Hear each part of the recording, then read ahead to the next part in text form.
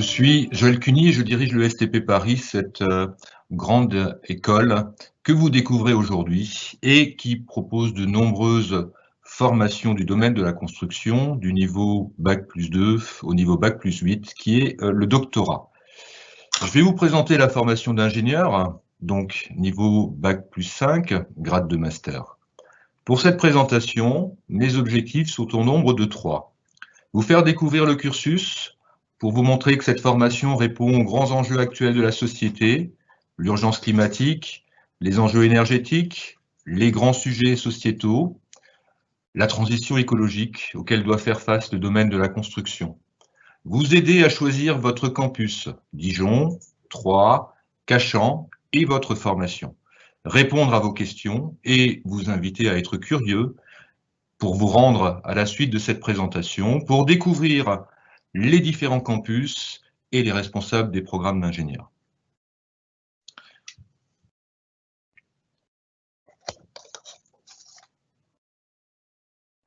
Pour cette formation d'ingénieur, nous accueillons cette année sur nos 3 campus, Dijon, Troyes et Cachan, dans 4 spécialités, 660 élèves.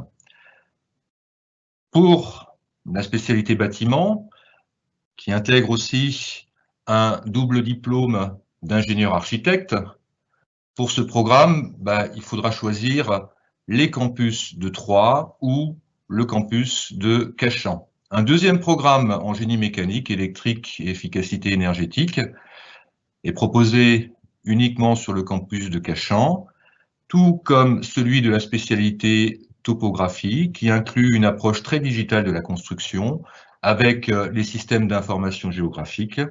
Et enfin, un programme travaux publics, et vous aurez le choix entre le campus de Dijon et celui de Cachan.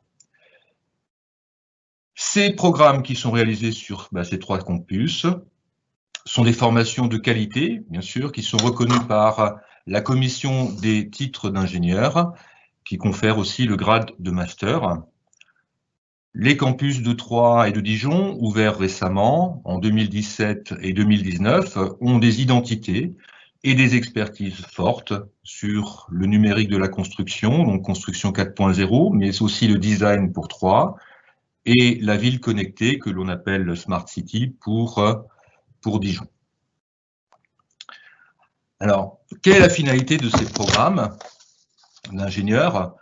Tout d'abord, c'est accompagner les évolutions technologiques du monde de la construction.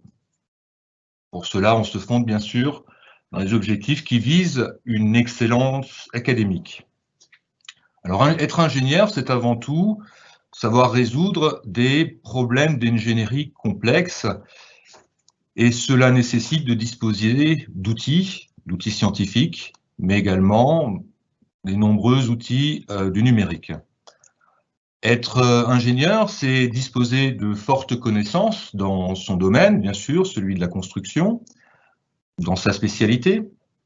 Être ingénieur, c'est savoir manager des projets, manager des équipes, manager le volet économique d'un projet. On demande aussi à l'ingénieur, au quotidien, d'innover, d'entreprendre, de mener des études de recherche et de développement. Être ingénieur, c'est se projeter aussi dans un contexte international. Ce sont les enjeux auxquels répond ce programme de formation de l'ESTP Paris, qui comporte aussi un parcours en entreprise, 44 semaines sur les 3 années de la formation. Alors, comment se déroule la formation? 5 semestres académiques de formation sur 3 ans et un 6e semestre en entreprise ou en laboratoire de recherche qu'on appelle travail de fin d'études. Une première année de tronc commun pour l'acquisition principalement des outils scientifiques et des outils numériques de l'ingénieur. Une deuxième année où se met en place l'enseignement de la spécialité, que l'on appelle aussi mention dans certaines écoles, et c'est cette spécialité que vous choisirez en rentrant dans la formation. Une troisième année où vous aurez la possibilité d'orienter votre parcours, votre formation, en choisissant une option parmi les 15 qui sont proposées. Pour chaque semestre, vous accéderez à un enseignement de management, un enseignement de langue, un accompagnement, un enseignement lié au développement de vos compétences, qu'on appelle les compétences douces, soft skills. Dans le tronc commun également, vous aurez une initiation aux activités de production de connaissances par les activités de recherche. Cet enseignement, vous pourrez l'approfondir en deuxième année en choisissant un parcours recherche. En deuxième et troisième année, vous pourrez aussi accéder à un programme Civil Engineering délivré en anglais par des professeurs de différentes universités partenaires. Vous pourrez choisir de changer de campus entre la deuxième et la troisième année, mais vous ferez peut-être aussi le choix d'un double diplôme ou simplement d'un semestre académique d'échange dans une université ou une école partenaire en France et à l'international. Alors, comment est structurée cette formation?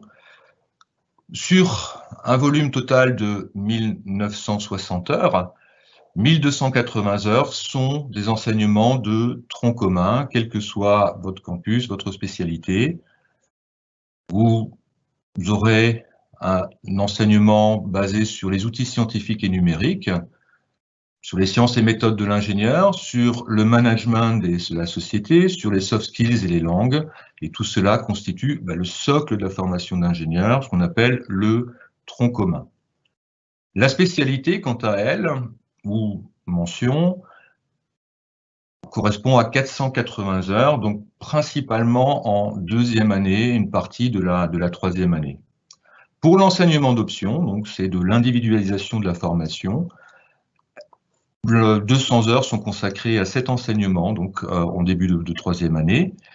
Et enfin, le parcours, bien sûr, est jalonné par de nombreux projets. Donc ces projets, en moyenne, un projet par semestre, voire plus, donc font la synthèse de tous ces enseignements et de toutes ces compétences que vous aurez acquises au cours de votre parcours de formation. Un parcours recherche est mis en place dans le tronc commun, donc plutôt sur le volet initiation, sur le volet donc découverte de la recherche et découverte aussi des compétences qui sont nécessaires pour mener des activités de recherche, mais vous pourrez aussi personnaliser votre parcours en choisissant au semestre S8, donc en deuxième année, de faire un enseignement spécifique dans nos laboratoires, donc qu'on appelle le parcours recherche. Alors, les options, elles sont présentées ici, elles sont au nombre de 15. Donc, je vais commencer tout d'abord par les options de Troyes et celle de Dijon. Donc, pour celle de Dijon, l'option a ouvert en 2019, et le campus se positionne sur un domaine d'expertise, sur le numérique, en particulier dans cette partie numérique, sur la ville qui est connectée. Et donc, le projet de formation du campus de Dijon s'articule avec un projet vraiment du territoire, qui est le projet On Dijon, donc qui est une ville connectée. Et donc, voilà, vous aurez cette option-là de 200 heures est vraiment réalisée avec les entreprises et les acteurs du territoire qui œuvrent sur ce projet On Dijon. Pour les options de 3, donc deux orientations, une option autour du design, de l'ingénieur designer, avec un partenariat avec l'école du design de Troyes, mais aussi une orientation sur le numérique, avec toute l'articulation et comment le numérique intègre le domaine de la construction sur la phase de construction, qu'on appelle ça construction 4.0. Maintenant, donc, je vais vous inviter à découvrir toutes ces options dans votre parcours, donc sur cette journée porte ouverte, pour avoir plus de détails. Donc sur ces options qui sont, si je les liste, aménagement de la propriété qui concerne plus particulièrement la spécialité topographie et qui permet de devenir géomètre expert. Bâtiment et ville durable, donc qui est un gros enjeu aujourd'hui de la transformation de nos villes, de nos territoires, de nos quartiers. Une option, encore une fois, sur le numérique et tout ce qui concerne le management de projet en utilisant la maquette numérique et l'information de la construction, l'information numérique. Une option orientée sur les activités qui sont les activités du laboratoire de recherche, qu'on appelle la constructibilité, c'est-à-dire c'est savoir construire et concevoir des systèmes constructifs, des systèmes urbains, et savoir ensuite les manager. Une option dans un domaine d'expertise aussi de l'ESTP, qui s'appelle développement immobilier. Donc, vous verrez dans votre parcours aussi que de nombreux masters spécialisés sont proposés à l'ESTP dans le domaine de l'immobilier. Une sixième option sur l'entrepreneuriat, l'innovation et l'entrepreneuriat. Donc ça, l'innovation, nous sommes aujourd'hui sur un tournant, aujourd'hui où nous devons innover, trouver des solutions technologiques, des nouveaux services pour pouvoir faire répondre aux enjeux actuels. Donc cette option entrepreneuriat, mais qui inclut aussi tout un volet innovation, permet de vous sensibiliser, de vous former à ce management de l'innovation. Une option qui actuellement prend tout son sens sur les grands travaux qui sont menés avec le Grand Paris Express. Donc la naissance de cette option est bien liée à un besoin des domaines des entreprises et aux infrastructures et aux travaux souterrains. Donc des nombreux tunnels qui sont en construction actuellement dans le cadre du Grand Paris Express.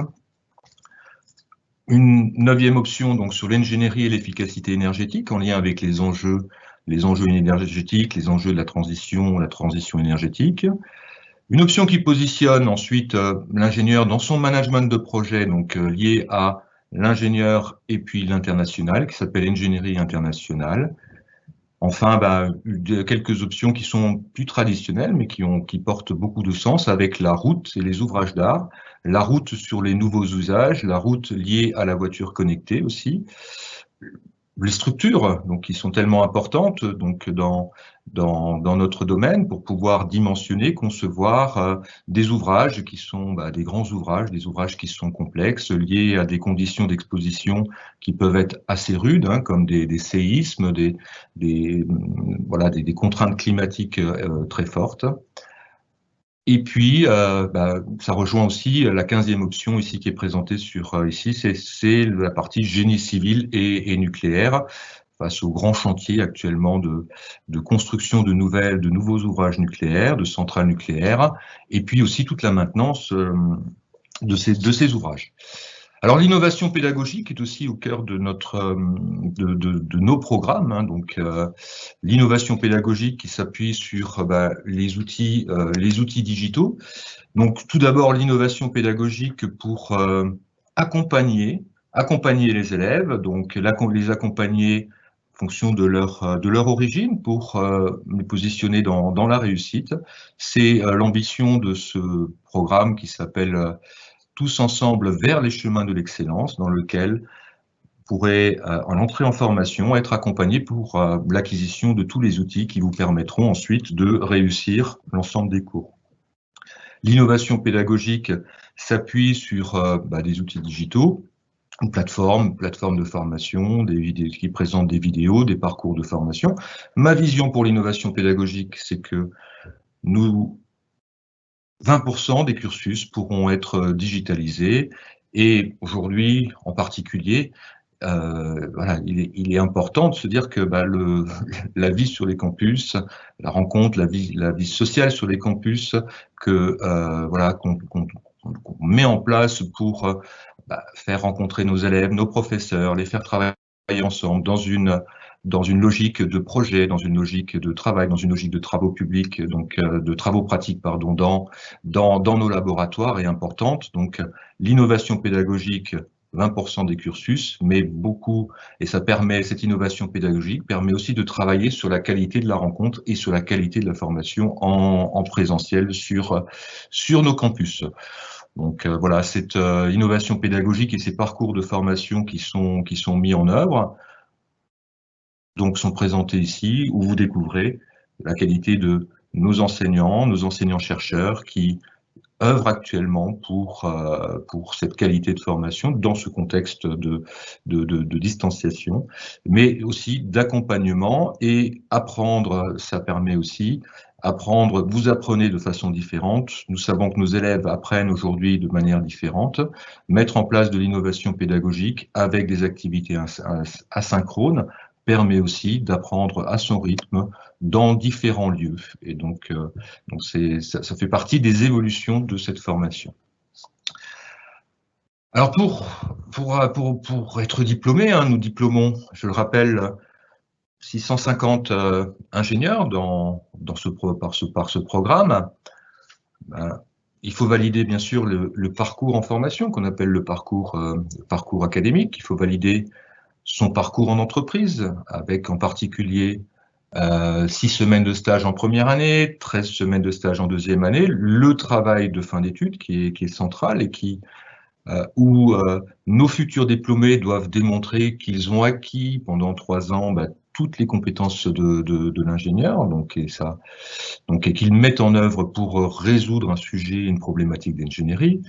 C'est être ingénieur aussi, c'est démontrer que son ouverture culturelle, son ouverture à l'international, savoir utiliser l'anglais, savoir travailler en anglais, donc avec un score ou un niveau d'anglais qui est évalué sur un score TOEIC, mais aussi c'est de s'être projeté dans un contexte international. Ceci impose d'avoir fait un semestre d'échange académique ou d'avoir exercé pendant 6 mois dans le cadre de son TFE dans une entreprise à l'international. Alors, donc où mène cette formation d'ingénieur? Donc, c'est important de noter l'insertion professionnelle, donc l'insertion professionnelle de nos élèves. Une insertion professionnelle avec 98% de la promotion qui a trouvé un premier emploi très rapidement, c'est-à-dire de quelques mois après le jury de diplôme. Un salaire moyen donc de premier emploi qui est situé aux alentours de 41 000 €, et puis de nombreux débouchés en lien avec la richesse du secteur de la construction. On voit ici la cartographie des emplois là, qui sont pourvus par nos ingénieurs diplômés. Bon, en tête, le bâtiment, les travaux publics, l'ingénierie avec les bureaux d'études, l'immobilier, donc j'ai parlé tout à l'heure de l'option immobilier, mais aussi des activités qui sont liées aux sociétés de conseil, les activités financières, d'assurance, l'énergie. On parlait tout à l'heure avec des options sur l'énergie. La spécialité topographie avec des métiers passionnants de géomètre expert. Et puis ensuite, quelques ouvertures aussi sur le domaine plus grand de l'industrie, l'automobile, l'aéronautique, mais qui reste à la marge. Alors, l'international est particulièrement présente à l'ESTP. L'international, c'est entre 15 et 20% d'étudiants internationaux sur nos campus. L'international, c'est la mobilité sortante, donc j'en ai parlé, c'est un semestre académique, un semestre en entreprise. L'international, c'est des mobilités également d'enseignants, j'en ai parlé sur la filière anglophone, donc avec des professeurs de nos universités partenaires qui enseignent à l'ESTP. L'international, c'est aussi de nombreux partenaires et qui vous permettront de voyager à travers le monde. Alors, quelques canaux donc, pour intégrer l'ESTP, c'est important. L'ESTP, donc sur les 660 élèves, environ 500 sont issus du concours central Supélec, donc venant des filières de classe préparatoire MP, PC, PSI et TSI. Mais nous recrutons également avec une école partenaire qui est Arts et Métiers, l'ENSAM, sur le concours ENSAM PT, donc des élèves qui sont issus de classes préparatoires PT. Notre partenariat dans le concours NCA permet une voie d'accès aux élèves actuellement en classe de prépa ATS. et puis aussi aux élèves qui sont en BTS DUT, avec une banque BTS DUT. Donc c'est une voie d'accès par une voie de concours, donc je vous encourage aussi, pour ceux qui sont en BTS DUT, de faire cet effort de rentrer sur et de faire l'effort de passer par cette voie et par cette banque d'entrée, de concours NCA, mais aussi dans la diversité des profils qui est importante pour nous. Une cinquantaine de places sont offertes en admission sur titre pour des élèves qui auraient choisi de passer par l'université, de faire une licence scientifique, sciences physiques, sciences et numériques, et qui veulent poursuivre ensuite sur une formation d'ingénieur. Voilà, donc je suis à votre disposition maintenant pour répondre à quelques questions. Oui, Joël, nous avons une première question très intéressante d'Ali, qui souhaiterait savoir ce qu'est le parcours recherche et quelles sont les activités de recherche proposées pour le parcours ingénieur. Ali, merci de cette question. Donc, ce parcours recherche est une priorité pour nous. C'est vraiment un axe fort des évolutions de la formation. Donc, les compétences de la recherche et du chercheur sont très proches de celles de l'ingénieur. J'en ai parlé tout à l'heure, c'est savoir résoudre des problèmes, savoir inventer. Résoudre des problèmes, c'est partir d'un sujet, d'une thématique d'un domaine qui est inexploré, dans lequel on recherche à produire de la connaissance. Des exemples qui sont vraiment très présents aujourd'hui sur les remèdes de ce Covid. Toutes les équipes de recherche actuellement travaillent pour trouver des vaccins et puis les origines, les modes de transmission du Covid. Dans le domaine de la construction, donc il doit explorer beaucoup de champs de connaissances sur les matériaux, les systèmes constructifs et les systèmes urbains.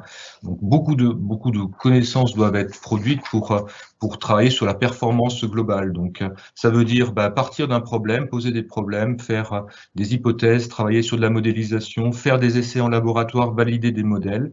Et tout ça s'inscrit bien sûr dans plusieurs contextes pour mettre en œuvre de nouveaux procédés, donc qui nécessitent de la recherche et développement, ou arriver pour pouvoir définir des nouvelles normes derrière pour le domaine de la construction.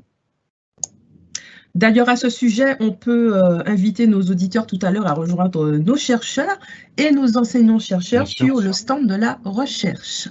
Merci. Une question de Mathéo qui voudrait en savoir plus sur la pédagogie par projet. Alors, la pédagogie par projet est une pédagogie qui met l'apprenant, l'élève, l'étudiant au cœur de l'apprentissage, c'est-à-dire au cœur de l'apprentissage, plutôt que d'avoir un cours, des TD, ensuite des TP, donc qui est l'enseignement très classique. La pédagogie par projet permet, forme plutôt inversée, de commencer par poser un projet. Donc un projet c'est une étude à mener. Donc une étude à mener qui est posée avec un ensemble de questions, avec une solution à trouver, à mettre en œuvre, à innover, à produire. Et ensuite, les enseignements viennent progressivement se mettre en place en fonction de l'évolution des projets, en répondant justement et en apportant les connaissances qui sont nécessaires pour réaliser le projet. Donc, une pédagogie par projet permet de donner du sens à l'apprentissage. Donc, un projet se réalise en groupe de 5 ou 6 élèves, ça veut dire 5 ou 6 élèves, donc ça apprend aussi à travailler ensemble, à interagir ensemble, à prendre des rôles, et tout ça, bien sûr, développe les compétences transverses. Nous allons prendre une dernière question parce que nous avons un certain nombre de questions. On va inviter nos auditeurs tout à l'heure à rejoindre nos stands pour débattre avec nos élèves et nos équipes. Nous avons un auditeur ou une auditrice qui nous demande comment intégrer le double cursus ingénieur-architecte. Merci de cette question. Donc, il faut déjà intégrer, pour devenir ingénieur-architecte, il faut déjà intégrer le STP. Alors, la formation ingénieur-architecte, elle se déroule sur le campus de Cachan, donc il faut intégrer la formation d'ingénieur. dans la spécialité bâtiment. Et ensuite, au moment des procédures d'admission, il faut demander à faire ce parcours, ce cursus, donc avec un jury qui se met en place dans un deuxième temps et qui examine voilà, les appétences et puis la motivation pour cette double formation. Mais en complément, un autre parcours, enfin, l'architecte ingénieur est aussi possible post-baccalauréat, et donc là, donc avec des parcours architecte-ingénieur, donc qui sont à Cachan, mais aussi un bachelor que je vous invite à découvrir et qui se déroule sur le campus de Troyes. Voilà. Je vous souhaitais ici, maintenant à l'issue de cette présentation, j'espère que vous serez curieux, que vous profitez de cette journée pour vous rendre et discuter avec les différents responsables des cursus sur les différents stands. Ils vous attendent, profitez-en, c'est toute l'école aujourd'hui qui est mobilisée pour vous accompagner dans votre projet de formation.